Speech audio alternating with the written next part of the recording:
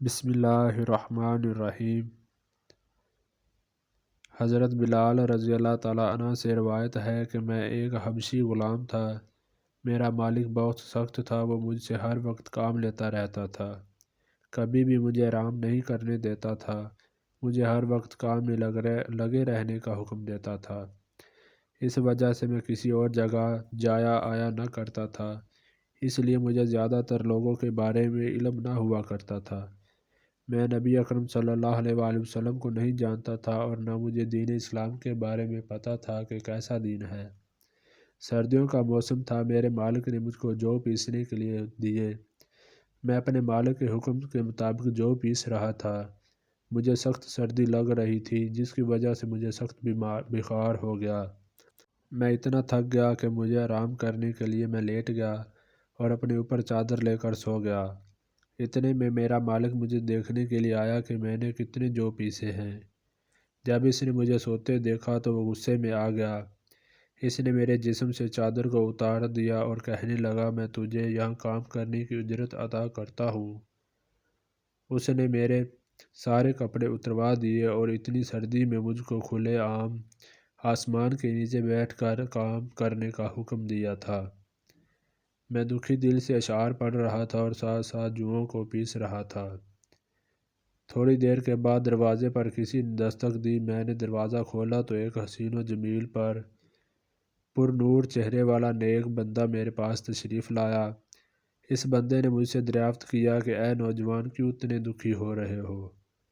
میں نے اس بندے کو کہا، آپ کو میرے سے کیا لینا دینا ہے؟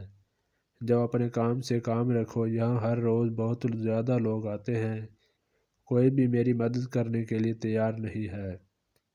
آپ صلی اللہ علیہ وآلہ وسلم نے اس حضرت بلال رضی اللہ تعالیٰ عنہ کی بات سنی اور چپ چاپ جانے لگے تو حضرت بلال نے کہا، میں نے کہا تھا کہ یہاں بہت زیادہ انسان آتے ہیں پر مدد کرنے کے لیے کوئی نہیں آتا۔ حضرت بلال رضی اللہ تعالیٰ عنہ نے سخت الفاظ بولے۔ نبی کریم صلی اللہ علیہ وآلہ وسلم اس کے سخت لفظوں کو سن کر چلے گئے۔ حضرت بلال کے دل میں جو تھوڑا سا خیال تھا کہ نبی اکرم صلی اللہ علیہ وآلہ وسلم میری مدد کے لیے آئے ہیں، اب وہ بھی امید جاتی رہی۔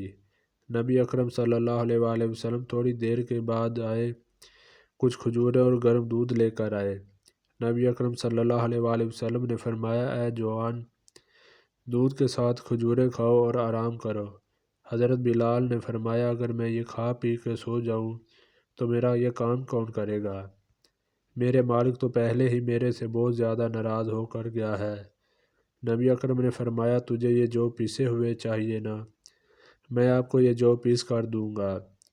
حضرت بلال رضی اللہ تعالیٰ عنہ نے محمد صلی اللہ علیہ وآلہ وسلم کی یہ بات سن کر بہت خوش ہوئے اور دودھ کے ساتھ کھجوریں کھا کر سو گئے۔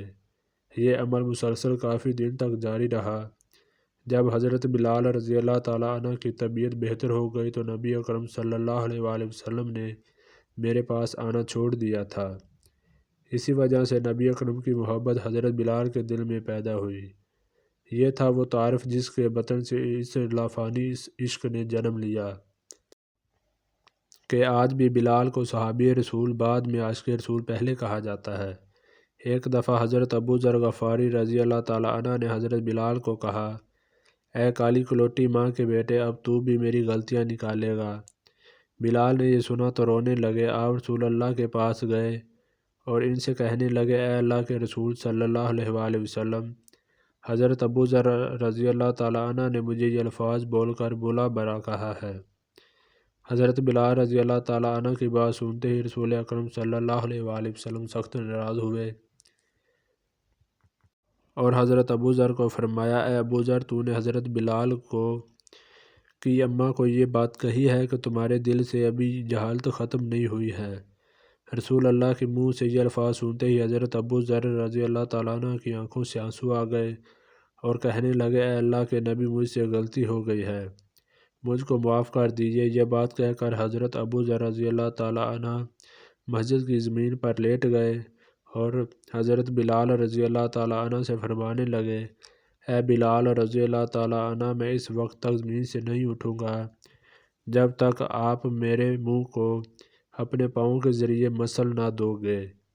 حضرت بلال رضی اللہ تعالیٰ عنہ حضرت ابو ذر کی زبان سے یہ الفاظ سنتے ہی رونے لگے اور حضرت ابو ذر کے گلے لگ کر فرمایا: اے حضرت ابو ذر، میں کسی طرح اس چہرے مبارک کو رون سکتا ہوں جس کے منہ سے اللہ اور حضرت محمد صلی اللہ علیہ وآلہ وسلم کی حمد و ثنا بیان ہوتی ہو۔